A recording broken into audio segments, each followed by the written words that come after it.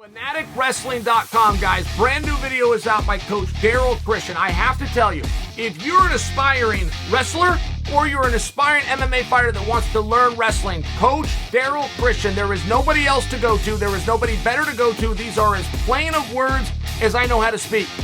If you want to see, and I'll throw myself in there, where I got my takedowns. If you want to learn why TJ Dillashaw can take everybody down in Octagon, if you want to know who George St. Pierre himself turned to for wrestling attacks, for MMA, DARRYL Christian, only at FanaticWrestling.com. Get his DVD right now. Kevin Holland has called out Nate Diaz. You got a better idea? You might have an equal idea. You might have an equal idea, right? I mean, we could think 5, 6 things we want to see Nate Diaz do. I'm asking you a different question. You got a better idea? That's the fight. As soon as I heard that, that's the fight. And when this got told to me, I heard it backwards. Like I had dyslexia as I heard it. I thought it was Nate calling out Holland. Then I was very excited. Going, oh yeah, Holland's going to accept that in a second. Dana's going to love it. Off we go. We got this Nate problem solved. Well, no, it's the other way around.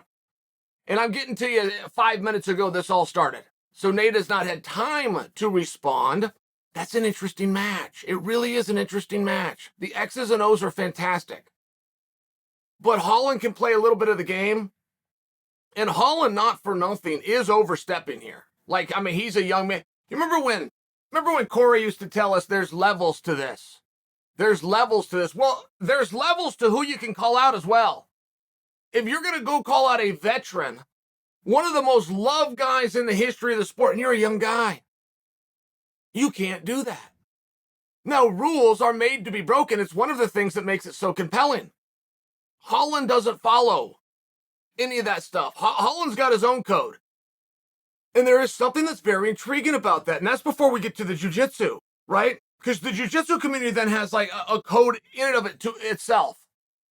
But this is Luder Jiu-Jitsu versus Cesar Gracie Jiu-Jitsu. I mean, where do you go? But I do think that the X's and O's are more fascinating than a lot of Nate Diaz proposals that we've heard. A lot of them is some guy on some killer streak, right? You hear Kamaru Usman tied in with Nate, just by example. Holland's a very interesting one. That's going to cancel out on the ground. He's long. He likes to stay busy. I'm not positive that Holland is longer than Nate. That would be very close. And I can't remember the last time I've ever been giving you a breakdown of the fight and giving a damn about the X's and O's. I want to know why they want to be there. I want to know what the heat is. I want to know what they're ranked and where they're going to go. How far does a guy fall? How far can a guy propel? That's an interest. Kevin Holland versus Nate Diaz. Not to mention, Holland at 170 has been a very good move. And I was a little light on that when that started. I've never met Holland in person. I've only seen him on television. But damn, he looks big. I never thought he was a small 85-pounder. He's skinny. He's long. But I've never thought of him as a small 85-pounder. We were going to bring him out to Submission Underground on like 5 days' notice. And he was going to take on Rumble Johnson. I did not know what a weight discrepancy we have until Kevin's going down to 170. Now, he says he's got to pull. He says that matters. He says that that's hard to him. But I think that he really has found his division. And I never had a problem with Kevin Holland's fighting. Like when he was throwing his arms up in the air, right? Vettori drives him crazy, and what am I going to do? And he goes up to the AKA, and he solicits the advice of Daniel Cormier. Those are all really good things. I just thought maybe he was going a little too far, being a little hard on himself. Kevin Holland has had strategy problems, not understanding what a 10-9 must is, giving positions, cooperating with guys, and he's not doing that at 170. It's a different strength. It's a different feel. He got a little bit faster, as you would. When you peel that weight off, you get a little bit quicker. Your endurance holds up a little bit more. Throw a little bit more at your opponents. And when I do look at that match, I got to tell you, I really like it. And in all fairness, I'm not positive it's a main event, which is also relevant. Nate would like to be out there for 8 rounds. Nate would like to be out there for 10 rounds. Nate has to change the way he fights when at 3 rounds. But you know what? I disagree with Nate. I think he does better in 3. I think you would have a very hard time as a Nate Diaz fan going back and showing me a better performance, a better night of fighting than the night Nate took on Anthony Pettis. Nate hated everything about that because it was 15 minutes. He can't get going. I don't agree with that. I think that's in his head.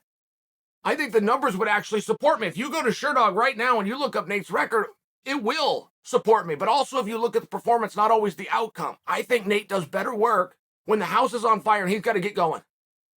Because I have seen him in those 5-round fights, and he'll throw the first round away. He'll start a little bit slow. He'll hit you, but you'll hit him. You'll drag him down. He feels you out a little bit. He doesn't do that in 3-round fights. And I think him versus Holland would warrant a co-main or even third to the end, but I think that's relevant. I think it makes for a better fight. I don't agree with Nate. I know he doesn't get tired. He loves it when his opponent does. He doesn't mind getting hit. He likes to accumulate. I get all of those things. When the house is on fire and Nate doesn't have time and Nate can't throw that first round away and he's got to start out hard, I think he does his best work. I really do stand by that statement. Best Nate Diaz I've ever seen is the one that Anthony Pettis had to deal with. So Holland versus Nate, right? I mean, we're going back and forth here a little bit, but I want you to play with that. I want you to chew on that. I don't think that anybody would have suspected that. Interesting move by Holland. Smart move by Holland. And I don't think Nate's going to let this slide. But just to pay off what I talked to you about at the beginning, just like Corey Anderson said, there's levels to this. There's levels to call-outs. And I'm not positive that Nate is going to be comfortable coming at one of these younger guys. That's somebody Nate would usually look out for. Nate would see in the back, he'd throw an arm around. He'd say an encouraging word to. But Nate didn't throw the first punch. Kevin Holland did. And if he throws a second or third, I don't think that Nate's going to stand there and slip him all night. That might be the fight, guys. For me, let's do it.